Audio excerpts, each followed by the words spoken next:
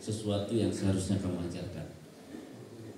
Sama ketika kita dalam sholat ini tidak terus meningkat, maka bisa jadi dorongan kita untuk melaksanakan sholat itu bisa melemah. Bahkan ya tadi, kita membatasi diri untuk sholat semau kita.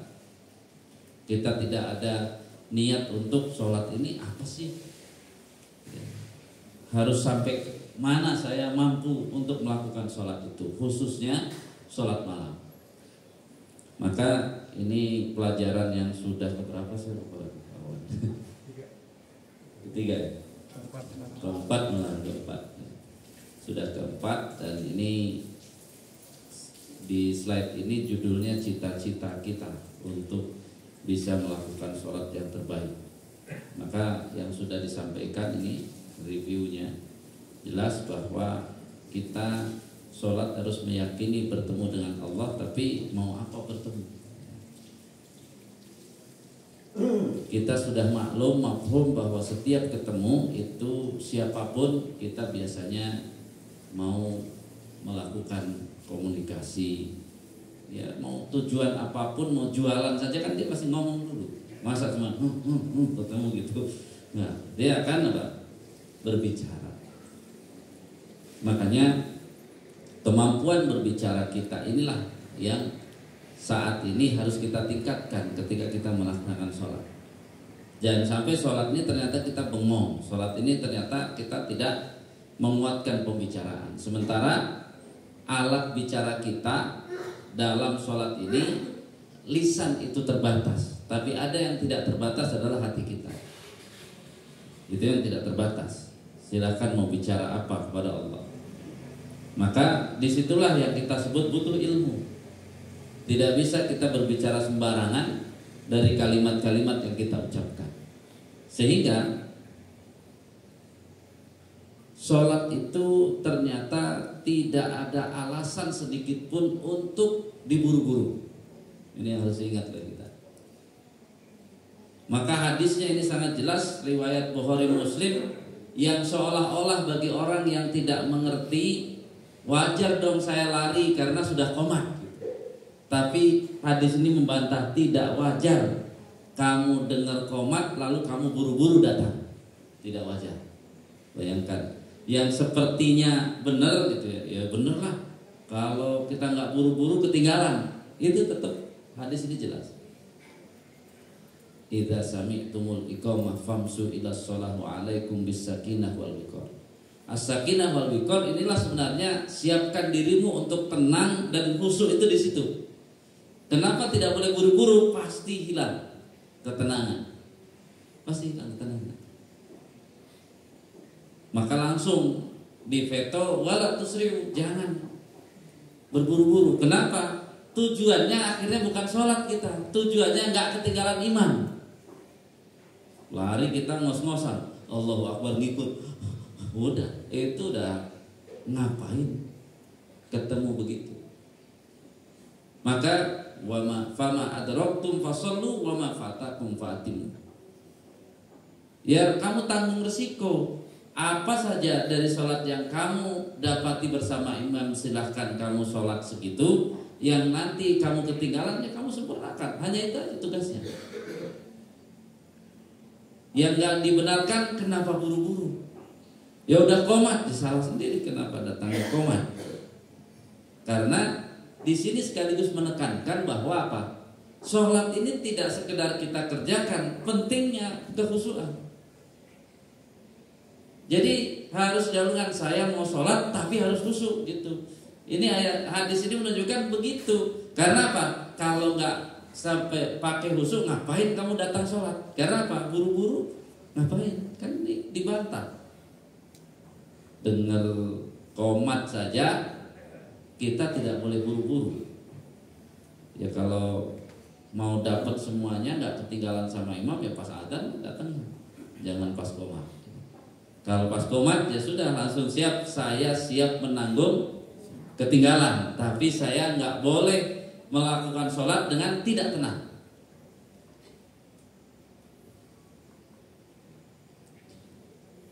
Ini yang sudah kita sampaikan Kenapa perlu banyak ilmunya?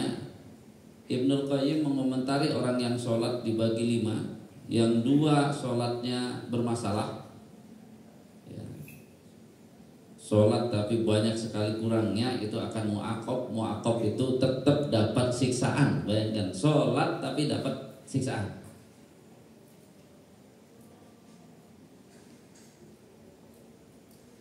Kemudian kalau saya kan yang penting sudah datang ke masjid, ya nggak apa-apa kali kalau kadang was-was, kadang pikirannya kemana-mana. Maka disebut oleh Ibnul Qayyim, orang sholat seperti itu al-muhasab, tetap akan dihisab.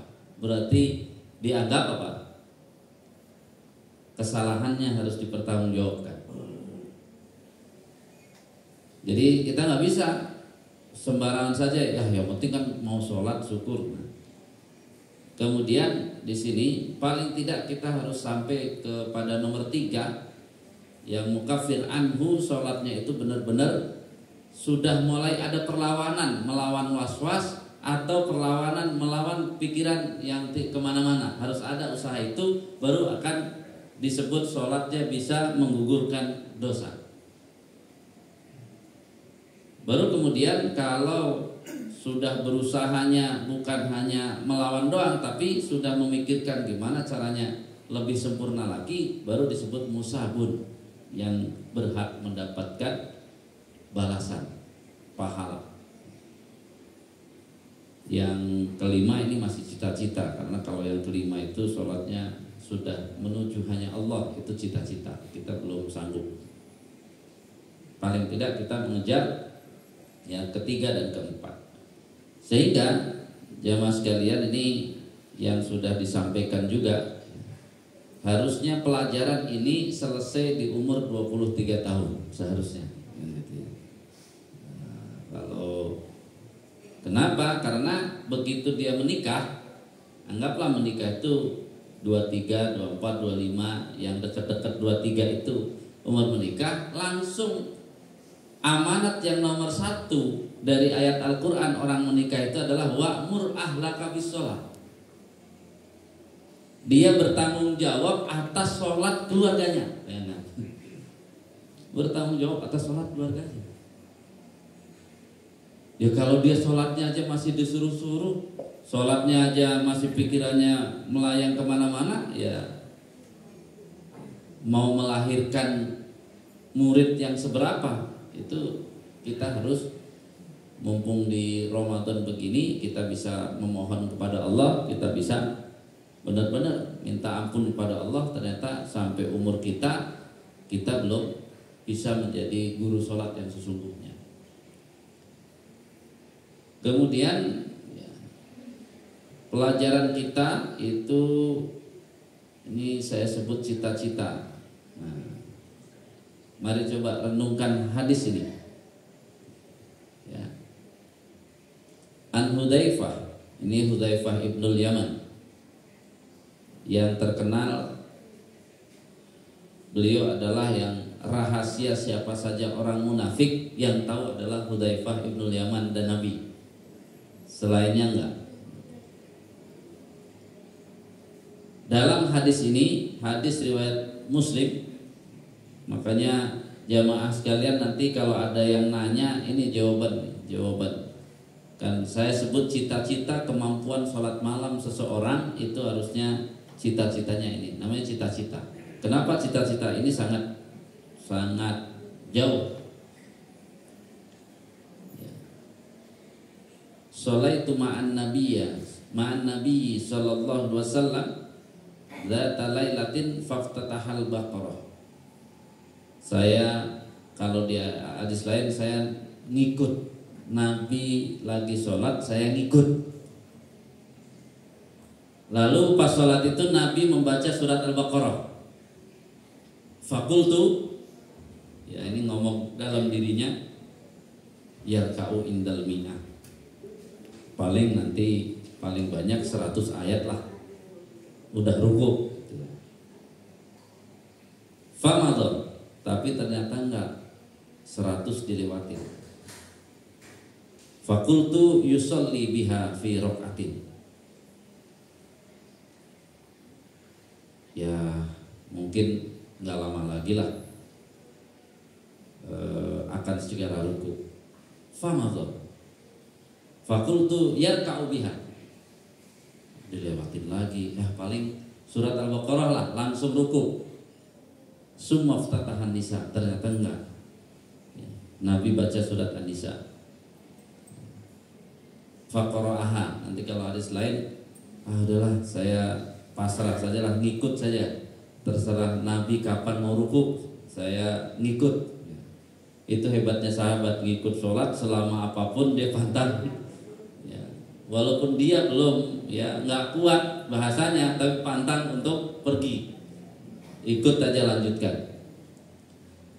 Faqara'aha summa ftataha Ali Imran. Jadi dari An-Nisa ke Ali Imran itu 5 juz 2 lembar setengah, 2 lembar setengah halaman gitu ya. Jumlahnya segitu, 5 juz 2 lembar plus setengah halaman. Kalau hanya baca itu mungkin kita gampang tinggal ngikuti. Tapi lihat, faqara'aha yaqra'u mutarassila idza marra bi ayatin fiha tasbih sabbaha. Jadi bacanya bukan baca asal jalan terus, tapi kalau berhenti ada ayat untuk bertasbih, Nabi berhenti bertasbih dulu. Wa idza marra bi su'alin sa'ala. Jika lewati hadis tentang meminta, Nabi akan berhenti bacanya, meminta dulu kepada Allah. Wa idza marra bi ta'awudin ta'awada. Ketika Nabi lewat di ayat berlindung pada Allah, maka Nabi berhenti baca ayatnya, stop dulu, berlindung dulu, baru nanti dilanjutkan. Jadi bukan baca ayat-ayat gitu saja. Lalu faja'ala yaqul, summa raka'ah. Ini yang kita harus lebih lagi berpikir. Kemudian beliau ruku. Faja'ala yaqul, bacaan yang terdengar dari rukunya adalah subhana rabbiyal azim. Yang terdengar subhana rabbiyal azim. Tapi fakana ruku'uhu nahwan min qiyamihi, tapi lamanya ruku beliau hampir sama dengan berdirinya. Kita kalau kita nggak nambah ilmunya kan nanya, ngapain selama itu? Itu pertanyaan kita yang artinya apa? Itu pertanyaan menunjukkan harusnya kita belajar, bukan malah nanya ngapain ruku lama-lama kan? Karena hadis ini riwayat Bukhari Muslim di Riyadhus Shalihin ada hadisnya ini. Itu menunjukkan apa? Ruku beliau selama berdirinya. Ngapain aja? Makanya ketika pertanyaan ngapain saja di manajemen sholat khusyuk, ya nanti di bab al-haya itu ada curhat. Ya, kita sebut saja ya, Nabi dengan ilmunya dia mau curhat apa saja saat ruku itu bisa. Bukan hanya itu. Kemudian summa qala sami Allahu liman hamidah. Berarti kan i'tidal. Summa qama tawilan qariban mimma raka'ah. Coba. Ternyata i'tidalnya juga lamanya kayak rukuknya. Kemudian summa sajada faqala subhana rabbiyal a'la. Sujud yang terdengar bacaannya subhana rabbiyal a'la, tapi masalahnya fakana sujuduhu qariban min qiyamihi, tapi lamanya sujud sama juga dengan lama i'tidalnya. Jadi asli kemampuan sholat kita itu hari ini kita belum pernah terlatih. Yang kita punya saja baru apa? Lamanya bacaan saja, tapi belum, ya itu pun belum lama segitu ya. Kalau kita baca ini ya cita-cita kita masih panjang. Bukan berarti di masjid ini akan dibaca 5 juz, mungkin. Tapi minimal kita ternyata dengan sholat yang beberapa jamaah kita masih menganggap berat dan sebagainya, kalau dibandingkan ini belum ada, ya belum ada apa-apanya. Jangan merasa bangga kita sudah masjid kita sudah sholat ya 1 juz dengan itu belum prestasi yang layak dibanggakan. Kita bersyukur saja. Makanya kasihan yang ilmunya tidak nambah, malah apa? Wah, di sini capek, cari aja masjid lain. Ya karena dia kan enggak. Seolah-olah ini sudah apa? Ini memberatkan, padahal sama sekali. Kalau kita paham hadis ini nggak ada apa-apanya. Mananya yang berat, cuman berdiri doang. Paling hebat baca ya 3 halaman paling hebat. Paling hebat baca 3 halaman. Kecuali qiyamul lail, berarti qiyamul lail 2,5 lembar, berarti 5 halaman. Itu kan qiyamul lail. Artinya baru seperti itu, tapi kan rukunya nggak selama berdirinya. I'tidalnya nggak selama ruku dan berdirinya, masih belum. Jadi artinya apa? Orang makin paham, maka dia tidak akan bangga terhadap amalan yang mungkin banyak orang bilang hebat ya sudah 1 juz. Padahal kalau dibuka ilmunya sesuatu yang belum bisa. Ya memang beramal kan bukan untuk bangga-bangga. Tapi jangan lagi ketika kita sudah paham ilmunya, jangan lagi bilang bahwa tarawih kita ini berat. Kagak gitu. Kita ini kan sering pengen apa? Pengen nambah pahalanya, tapi apa? Nggak nambah ilmu dan kemampuannya, kan masalah jadinya. Yang sudah benar diprotes seolah-olah salah. Lama-lama kayak di negeri mana itu, yang benar disalahkan, yang salah dibenerin. Jadi artinya kemampuan ya dalam sholat, karena kategori tarawih juga sholat malam, makanya bandingannya sholat malam. Nah dari sinilah maka ketika sudah belajar semua ini 6, itu kita ketika praktek sholat malam diharapkan dengan total menggunakan ilmu dari usaha 1 sampai 6 yang diajarkan dalam manajemen sholat itu. Nih ada hudurul qalbi, tafahum, kemudian al-haibah, al-khasyah, ar-raja sampai al-haya. Ini diharapkan ke depan ya orang lulusan manajemen sholat khusyuk itu, kalau dia sholat malam sendiri itu kemampuan sholatnya paling tidak gitu ya. Target dari manajemen sholat adalah dia mampu melaksanakan sholat malam 2 rakaat 1 jam gitu. Ya harus latihan, dia latihan gitu ya kemampuannya. Kan saat ini yang dilakukan berapa? 8 berarti bukan 2,5 halaman ya. Ya mulai 8 rakaat ya. 8. Kalau 8 berarti cuman ya 1,5 halaman, 3 halaman rakaat pertama, 2 halaman rakaat kedua. Jadi ya 5 halaman itu 2 rakaat. 1 jam itu 8 rakaat. Nah ini kalau sudah menggunakan dimaksimalkan semua dari hudurul qalbi sampai al-haya, harusnya 2 rakaat itu 1 jam itu cuma untuk 2 rakaat. Itu kalau yang belajar intensif dari tadi ya, dari awal hudurul qalbi sampai al-haya. Sehingga ya prakteknya memang sangat jelas. Kalau sholat fardu takzim ini nggak masuk. Jadi sholat fardu yang dipraktekkan, kalau sholat fardu dibatasi, qobliyah dibatasi, itu nggak bisa lebih lama. Jadi dari mana sholat bisa sekian lama? Ucapannya juga dirubah ya, dari ucapan sekedar ya ruku sujud itu tidak lagi sekedar membaca standar seperti membaca. Misalnya kalau sholat fardu kan subhana rabbiyal azim, subhana rabbiyal a'la, mau pakai wa bihamdi atau tidak sebenarnya sama saja. Nah, sedangkan standar rasa takdim itu berarti dia apa? Dia lebih menghibah.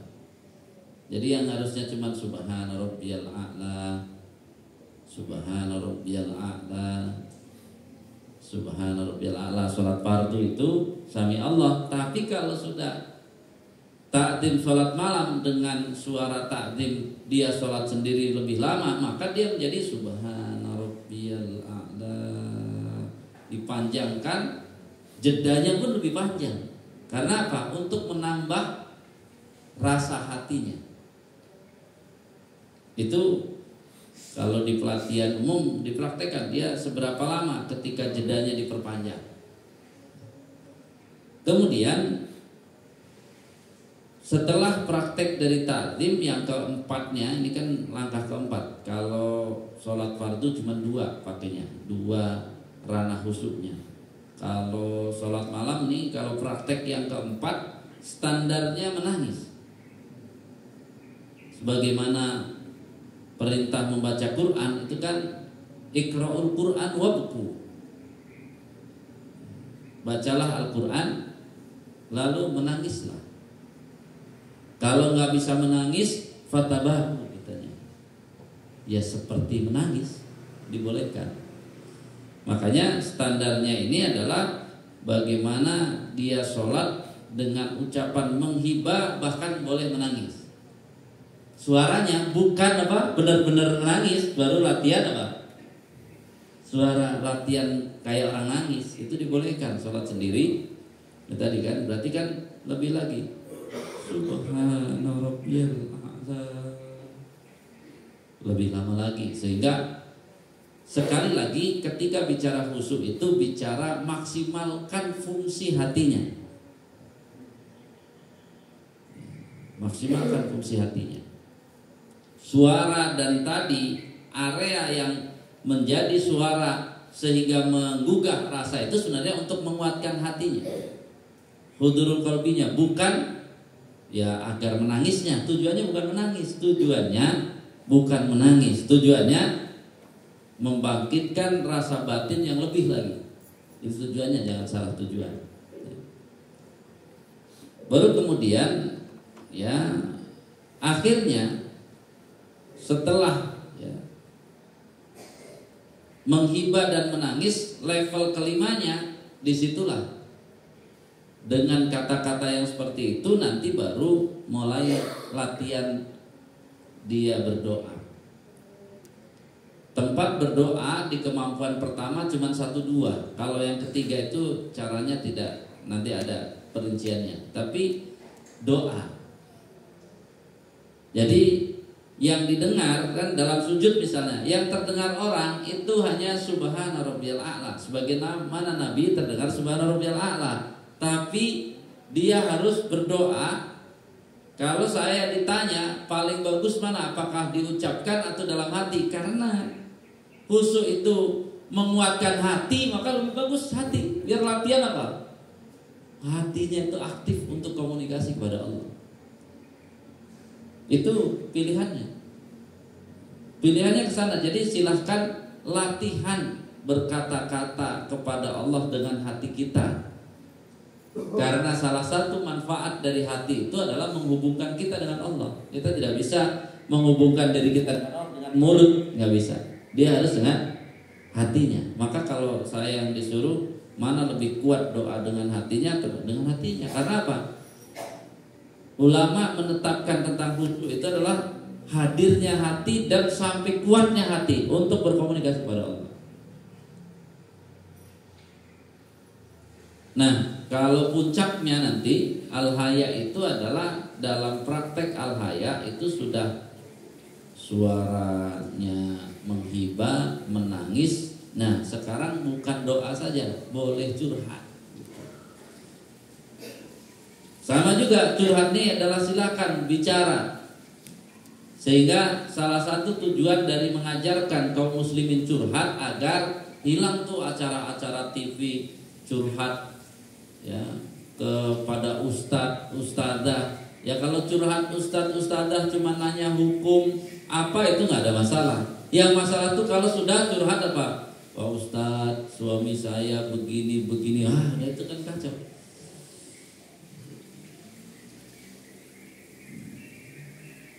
kacau. Bahkan nanti ada pertanyaan, kira-kira Pak Ustadz gimana nih suami saya? Loh, suami ibu harusnya kan kalau Ustadznya cerdas, suami ibu nanya saya, tanya aja sama ibu kan suami ibu. Itu kan kalau kadang-kadang Ustadznya dia itu dilahirkan, ini masalah jadinya. Kenapa? Karena tugas kita itu mendidik bapak sebagai suami, mendidik ibu sebagai istri dengan kemampuannya agar masalah rumah tangganya bisa diselesaikan dengan kemampuannya. Jangan masalah rumah tangganya dibawa ke ustadz, ustadz disuruh menyelesaikan rumah tangga, kacau balau nanti semuanya. Nggak selesai-selesai urusan umat. Masa Nabi Muhammad ngurusin keluarga terus nggak jadi. Jadi Nabi itu mendidik para sahabat agar menjadi orang-orang yang bisa mengatasi masalah keluarganya. Itu baru pendidikannya sukses. Bukan kita yang menyelesaikan. Sama tuh kalau kita orang tua, rumah tangga anak yang aktif kita itu salah besar. Itu namanya ngapain kalau gitu, bapak aja yang jadi kepala keluarga di keluarga itu. Yang benar kalau pendidikan kenapa? Kayak kita ya, didik dia, tatar dia, dikasih penataran biar dia berdua bisa menyelesaikan masalahnya. Itu kan harus tugasnya. Kadang-kadang banyak orang tua malah tadi adu orang tua dua-duanya. Wah, akhirnya itu tadi, ngapain anaknya dinikahkan kalau ada masalah yang turun orang tuanya, gitu ya. Artinya apa? Orang tua ikut turun sebatas di mana ya kewajiban sebagai orang tua. Gitu. Jadi tidak boleh offset lewat apa? Garis, nggak bisa. Ini kan PR besar. Makanya coba lihat di TV itu ada misalnya curahan hati. Coba Bapak dengerin, kan malu. Saya sebagai orang Muslim malu. Waduh, kacau nih. Full kira-kira 15 menit seorang perempuan tanpa di-grooming, jelas begitu curhat tentang suaminya begini kan live. Stres kita. Hebatnya ustadznya nanti jawab itu. Oh, kalau gitu butuh berapa dai Pak? Satu dai untuk satu keluarga kagak cukup Pak. Dia kalau semua satu keluarga harus diurusin sama dai, butuh berapa ratus juta dai. Nabi saja kan hanya sebagai contoh. Tapi dengan contoh itu nanti Nabi seolah-olah gampangnya gini. Ya kalau ada masalah satu yang mengadukan suaminya, Nabi panggil kan sahabat-sahabat yang laki-laki baru sampaikan. Berarti apa? Pelajarannya untuk semua, jangan semuanya tadi. Jadi tapi tidak disampaikan di depan yang curhat, tapi apa? Ya rugi curhat nanti satu doang. Atau tadi kalau yang masalah ya istri, berarti kumpulkan para perempuan, sampaikan pelajaran kepada perempuan. Nabi tidak ikut membicarakan masalah berduanya. Nabi coba membekali keilmuannya, tata caranya, semua ketentuan-ketentuannya. Kan harusnya dai cuma itu. Jadi jangan mau dicurhatin pribadi. Kenapa? Ya pribadi, ya ntar aja kalau pribadi. Karena pribadi nanti, kalau nanti ibaratnya di Yasmin ada 100, masa 100 masalah keluarga dia tanggung, kan konyol jadinya.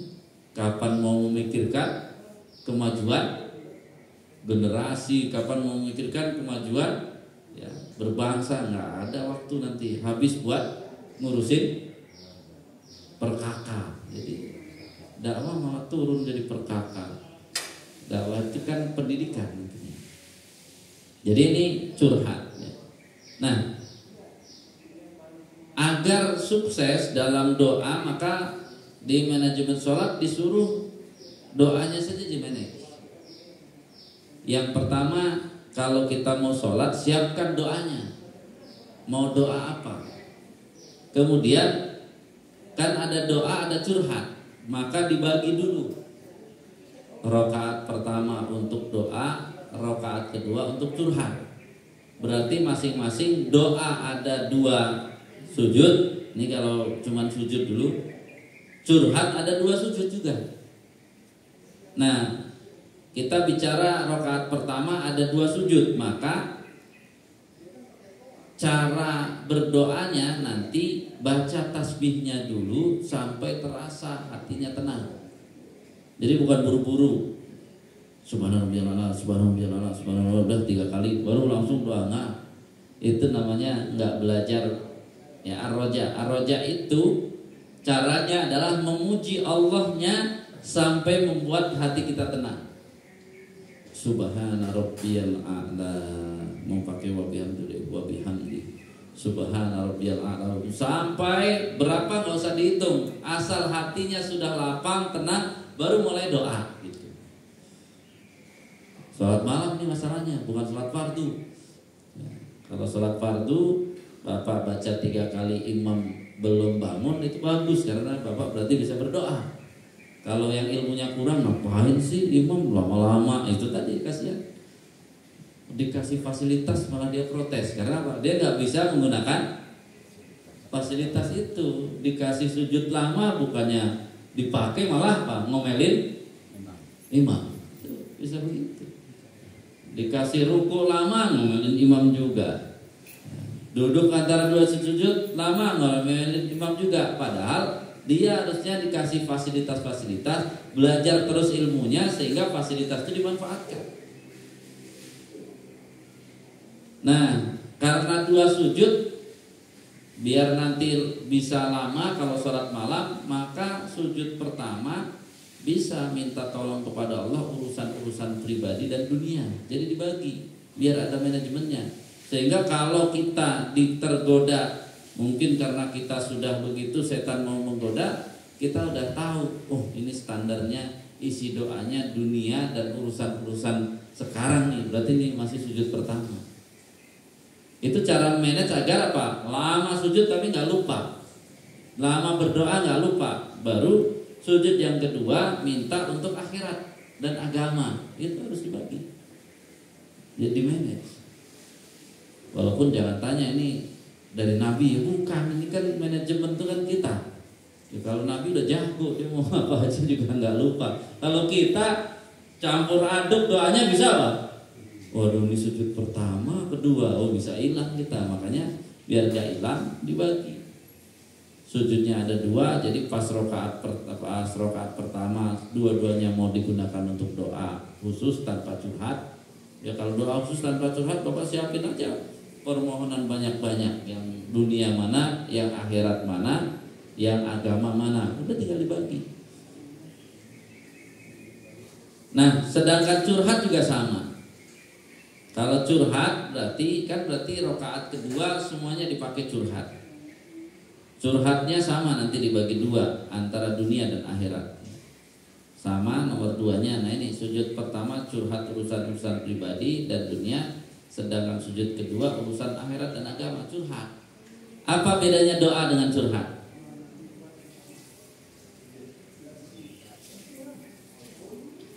Walaupun ujung curhat nanti doa, tapi apa bedanya? Curhat sama berdoa.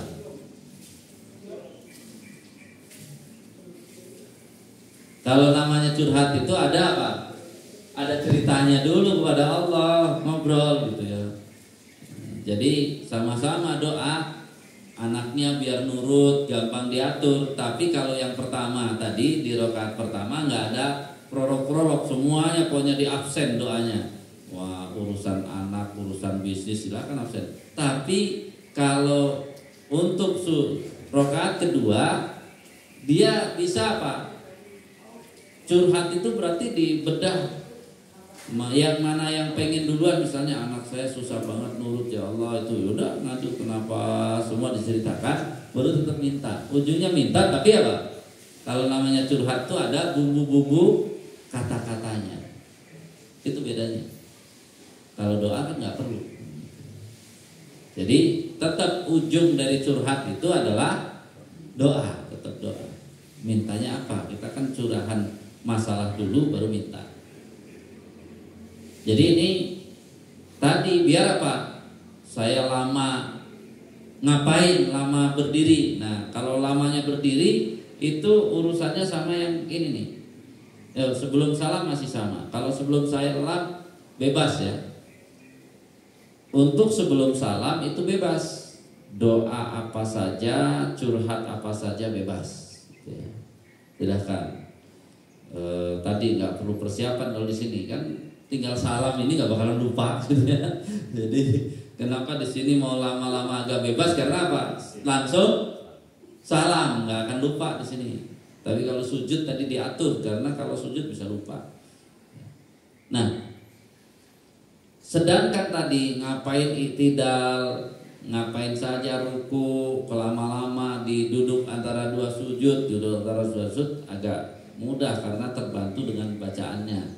Tinggal tambah curhat bisa itu yang sama kan. Robert Firly tadi tinggal curhat, warhamni curhat. Nah, untuk seluruh kondisi dalam sholat itu bisa curhat dan doa. Tapi siapkan ilmu dan pemahamannya. Artinya apa? Latih bahasa yang sesuai. Contoh dari bismillah aja bisa sebenarnya. Kalau kita sholatnya nggak mau baca ayat yang panjang-panjang tadi, nggak baca satu juz gitu ya, bacanya tetap kulhu misalnya, tapi mau lama, berarti dari bismillah Bapak sudah bisa curhat. Bismillahirrahmanirrahim. Diam tuh, diam, mulutnya diam tapi hatinya bisa bicara. Ya Allah, saya paling sedikit baca bismillahirrahmanirrahim di hadapanmu 17 kali sehari. Walaupun begitu ya Allah, kadang-kadang masih sering lupa. Minum lupa bismillah, makan lupa bismillah, berangkat kerja lupa bismillah, terus banyak pakai baju lupa bismillah semua. Nah, setelah diungkapkan baru minta ampun, ya Allah ampunkan, dan mulai sekarang tolong ingatkan setiap mau beramal saya bisa mengucapkan bismillah. Itu contoh karena punya ilmunya. Jadi bismillah, jangan bismillah nanti ya Allah minta ampun dosa saya banyak, ya kagak nyambung, bukan begitu. Makanya kata-katanya harus sesuai dengan ucapannya. Makanya kan tidak perlu ditambah kata-katanya, tapi apa? Dialognya dengan ilmu dan pemahaman yang tepat, dengan latih bahasa yang sesuai akan bisa ya. Semuanya berarti dari bismillah, alhamdulillah, ar-rahmanir-rahim, maliki yaumiddin, tadi itidal. Cari nanti namanya itidal, mau lama Pak Ustadz itidal, caranya curhat gimana? Yang pertama caranya ambil hadis-hadis yang bicara tentang bacaan itidal. Kalau ruku sama, ambil hadis-hadis yang berbicara tentang bacaan ruku.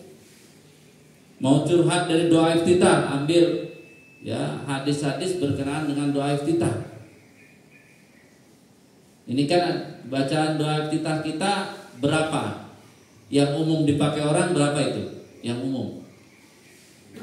Allahu akbar kabira walhamdulillah katsira subhanallah bukratan wa asila, itu ada yang ini wajah tu, ada yang langsung wajah tu wajhiyah. Ini sebenarnya dua doa iftitah itu. Itu dua. Jadi wajah tu itu satu, Allahu akbar kabira sampai wasila itu satu juga. Jadi yang ini pakai dua sebenarnya.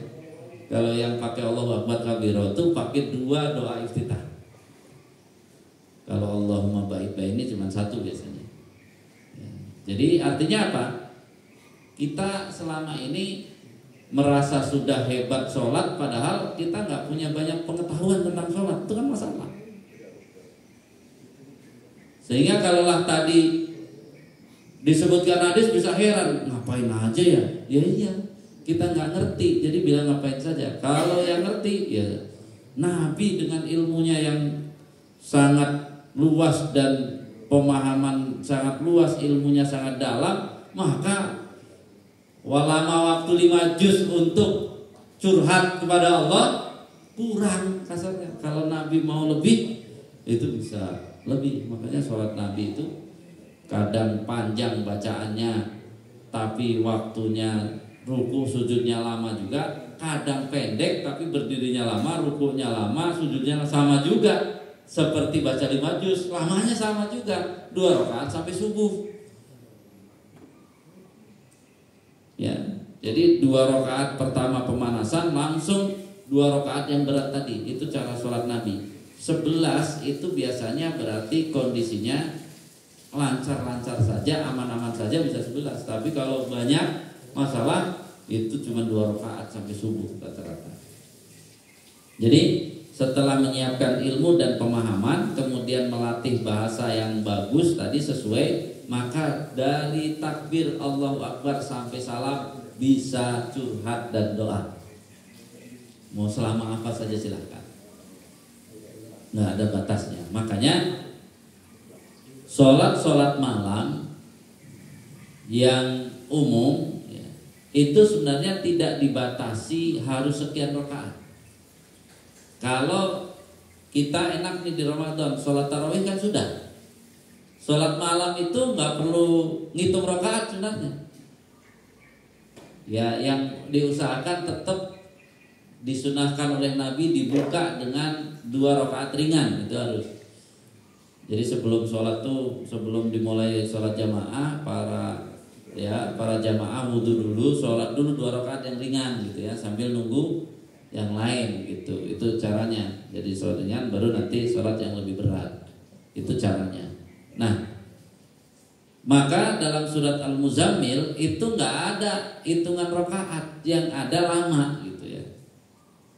Nisfahu awingkus minhu qalila, boleh separuh malam, boleh kurang dari separuh malam, auzid alaihi, atau boleh lebih dari setengah malam. Jadi sholat Nabi itu nggak ada apa? Nggak ada sedikit saja, 1 jam saja nggak ada. Dia bisa kurang dari separuh, berarti bisa apa? Sepertiga gitu ya, sepertiga malam lamanya. Jadi ditanya, kamu qiyamul lailnya bukan berapa rakaat, tapi berapa lama tadi? Oh, sepertiga malam. Kamu qiyamul lailnya berapa? Setengah tadi, setengah malam. Kalau lebih berarti apa? 2/3 malam. Jadi Nabi kadang sepertiga, kadang setengah, kadang 2/3 malam dipakai untuk sholat 2 rakaat yang kuat, yang berat ini. Jadi ini sebagai ya guiding kita. Maka dengan ini saya harapkan para jamaah tahu ya, arah bahwa kemampuan sholat kita silahkan diasah masing-masing. Kalau sudah biasa sholat selama ini, ya tarawih segitu nanti gak ada apa-apanya. Karena selama ini ya sholat malamnya biasa Al-Ikhlas, kemudian Al-Kausar, ruku sujudnya juga gak lama. Diajak sholat tarawih agak panjang, dibacain ke masjid ikut jamaah, dibaca setengah halaman udah langsung bilang, ini sholat kenapa memberatkan? Kata Nabi kan gak boleh sholat memberatkan jamaah, kan konyol. Tadi kalau lihat hadis Hudzaifah, kebiasaan Nabi ringan itu adalah 100 ayat itu. Makanya dia pertama itu langsung apa? Paling 100 ayat gitu. Makanya dalam hadisnya, selama masih kurang dari 100 ayat itu disebut pendek. Yang panjang itu disebutnya 100 ayat, itu panjang. Jadi itu menjadi apa? Menjadi ilmu bagi kita. Jadi jangan tanya kita, panjang nggak? Panjang nggak? Ya kita bilang panjang. Ternyata hadisnya mengatakan belum. Selama 40 ayat itu masih disebut pendek gitu. Jadi makanya yang disebut surat pendek itu ya, batasnya 40 ke bawah itu baru disebut pendek. 40 ke atas sedang. Yang disebut panjang itu kalau bacanya 100 ayat. Pernah nggak baca 100 ayat? Kecuali waktu itu sholat apa? Sholat gerhana yang sampai itu ya panjang itu 100. Nah itu baru disebut panjang. Kalau tarawih kita ada 100 nggak? Nggak ada, berarti pendek masih. Jadi jangan ada yang bilang panjang, itu pendek gitu. Karena apa? 40 ayat aja kadang nggak ada, atau paling hebat 40 ayat berarti sedang paling. Kalau yang pendek-pendek mungkin udah 40, ya itu sedang, belum panjang. Panjang itu 100 ayat dalam kalimat hadisnya. Jadi ini silahkan masing-masing sempatkan waktu untuk tadi memahami sholat itu, sehingga juga masing-masing berlatih tadi. Kalau latihannya sudah bisa lama, maka semua sholat berjamaah dimanapun itu nggak akan lama. Jadi artinya apakah semua jamaah wajib ikut qiyamul lail bersama imam? Sebenarnya tidak. Jadi kan i'tikaf itu bukan berarti harus wajib apa sholat berjamaah, tapi jangan saya mau sendiri saja, sholatnya lebih pendek dari imam, rugi. Kalau yang mau sholatnya lebih pendek, lebih sebentar dari imam, mending ikut imam. Yang boleh misah kalau sholatnya 2 rakaatnya lebih lama, silahkan. Itu teorinya. Jadi dari panitia jelas, kalau jamaah mau sholatnya 2 rakaatnya misalnya setengah jam, boleh nggak ikut imam. Tapi kalau 2 rakaatnya cuma 10 menit, mending ikut imam. Itu yang dimaksud. Jadi artinya suatu saat yang kemampuan sudah 2 rakaat setengah jam, itu boleh sholat sendiri, silahkan. Karena memang i'tikaf tuh salah satunya kalau sudah kuat, dia Nabi kan sendiri-sendiri, tapi kuat dulu. Jangan sampai apa? Oh boleh sendiri-sendiri, pas dilihatin, sholatnya apa? Sebentar. Kalau itu mah nggak masuk hitungan itu mah. Kalau yang sebentar, pengen sholat sebentar, mending ikut berjamaah. Ya, karena apa? Biar latihan sholat agak berat. Jadi kalau yang dibolehkan tidak berimam di qiyamul lail yang menjelang sahur itu adalah yang sholatnya mau lebih lama, baru silakan bisa. Saya mau banyak banget curhat, silakan. Karena kan kalau berimam mau curhat lama-lama, imam sudah Allahu Akbar, nggak jadi. Kalau yang sholatnya sudah mau latihan curhat banyak-banyak, doa banyak-banyak, ya jangan ikut berimam, silakan sholat sendiri, biar puas dia menyampaikannya. Ini ya akhir dari teori, walaupun prakteknya belum, tapi minimal secara teori sudah kita sampaikan. Dan kenapa saya sampaikan ini? Karena jangan sampai nanti masjid lain sudah disampaikan, di masjid sendiri belum. Ya. Terakhir itu kemarin Al-Ghazi sudah 3 jam untuk praktek sudah.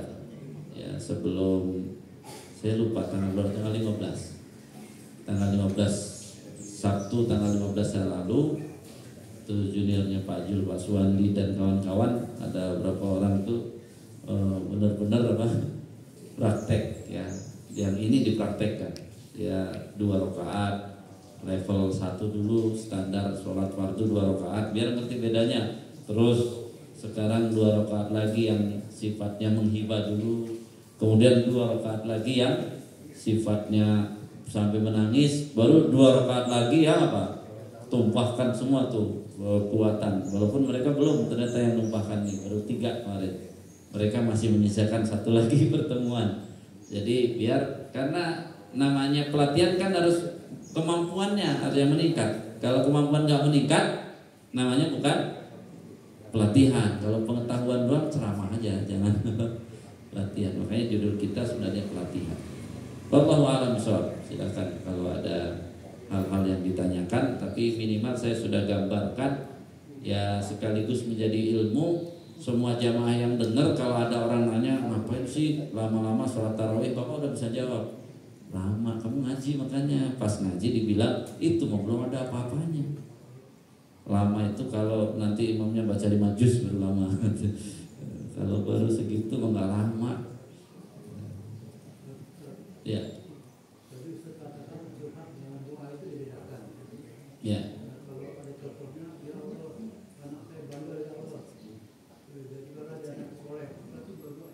Ya kan kalau yang pas curhat tadi sudah saya bilang, curhat ujungnya doa juga. Tapi kan kenapa saya sebut doa? Karena nanti ada doa yang cuma minta saja nggak perlu curhat, kan ada kan? Makanya tetap bagi dua nanti kalau baru gitu. Jadi nanti dari doa-doa ini yang khusus-khusus boleh diulang di rakaat kedua, yang akan ditambah dengan curhat. Itu maksudnya. Tapi curhat itu harus latihan, jangan kata-katanya segitu doang langsung ya Allah bandel banget, itu mah bukan curhat namanya, tetap masih masih cuma doa. Itu panjangin tuh apa saja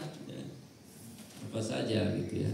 Apakah ya kitanya, bahkan bisa jadi kan kitanya aja anak bandel, kitanya belum mendoakan, ya kan kita minta ampun juga. Jadi ujung dari curhat tuh bisa apa? Ayo coba. Ujung dari curhat bisa apa? Bisa minta ampun bisa. Banyak banget ternyata salah saya jadinya nih. Dan itu baru berdoa yang lain bisa. Nah, meminta tadi anaknya agar beres, yang kedua paling enggak pasti akan ada minta ampun. Ya Allah, kayaknya saya yang banyak salah dengan apa? Anak saya jadi bandel begitu. Semuanya hati, karena kunci dari khusyuk di dalam manajemen sholat adalah hadirnya hati, itu kuncinya. Jadi ini bukan hadir lagi hatinya sudah apa? Karena kalau lisan kayaknya nggak terlalu bagi saya, karena ini kan kekuatan yang selama ini membuat sholat kita kacau karena apa? Hatinya ini yang belum ya keluar dari sarangnya, dia belum banyak berfungsi. Sehingga apa? Ya kacau. Padahal hati itu Allah tetapkan sebagai alat utama untuk bisa menjadikan sholat kita yang bagus. Ada lagi yang ditanyakan? Jadi kemampuan sholat kita bagi jamaah yang baru ya gabung hari ini untuk haibah dan sebagainya, itu ada proses bagaimana hati kita juga diberikan kekuatan untuk bisa komunikasi seluruh bacaan. Walaupun di Al-Falah kemarin baru sampai doa iftitah sama Al-Fatihah ya. Jadi suatu saat, kalau ini saya ingin nggak umum, tapi siapa yang siap nanti praktek, yang kemarin di Al-Ghazi juga walaupun pas kajian banyak, tapi yang ikut kurang lebih berapa? 10 atau 15 orang, nggak apa-apa. Nanti kalau itu didata yang praktek dari apa? Dari semua itu nanti bisa, silakan didata yang mau. Tapi asalnya semua juga boleh. Cuman kadang-kadang untuk praktek yang itu ternyata nggak banyak orang. Tapi kalau di sini lebih banyak, bagus. Jadi saya mau latihan dari awal. Jadi ditanam dari takbir sampai salam ya. Kekuatan batinnya ditanam dulu, baru kemudian setelah ditanam nanti baru praktek, baik curhat dan sebagainya itu dipraktekkan.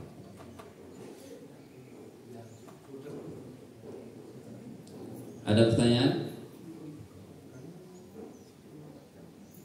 Cukup jelas ya. Jadi mudah-mudahan jamaah semuanya menjadi apa? PR bahwa apa? Kalau ada yang masih masalah-masalah sholat tarawih, Bapak jelasin. Kamu ngeluh, orang belum ada apa-apanya juga masih ngeluh gitu ya. Jadi karena memang ilmu itulah yang membuat kita kuat ya, ilmu itu, dan ilmu yang sudah kita ketahui untuk kita praktekkan. Jadi kan cita-cita awal DKM ini sholat tarawihnya kayak qiyamul lail itu, 1 juz murni dari apa? Dari rakaat pertama sampai rakaat 8. Asalnya cita-citanya sana. Ya karena ilmunya belum diberi, jadi ya akhirnya dikurangi dulu dengan apa? Dengan sholat fardu. Tapi nanti kalau terus jamaah sudah kita tatar kasih ilmunya, suatu saat mau dicoba boleh. Jadi yang model qiyamul lail itu adalah untuk tarawih dari rakaat pertama sampai 8. Qiyamul lailnya nanti naik 2 juz dia jadinya gitu. Itu poinnya begitu. Dulu pernah dua-duanya tuh. Dulu memang awal Ustadz Ubay itu tarawihnya dari rakaat 1 sampai 8 1 juz, qiyamul lailnya 2 juz. Nah, ini kita udah turunin dulu nih sambil di-upgrade ilmunya. Kalau sudah di-upgrade ilmunya, nanti ya pelan-pelan. Ya, nanti pelopornya nggak harus kolosal, bisa saja suatu saat ya siapa yang mau mulai untuk malamnya ya bisa.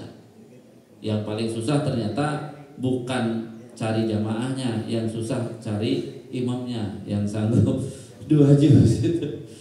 Kecuali berarti gampang 2 imamnya gitu ya.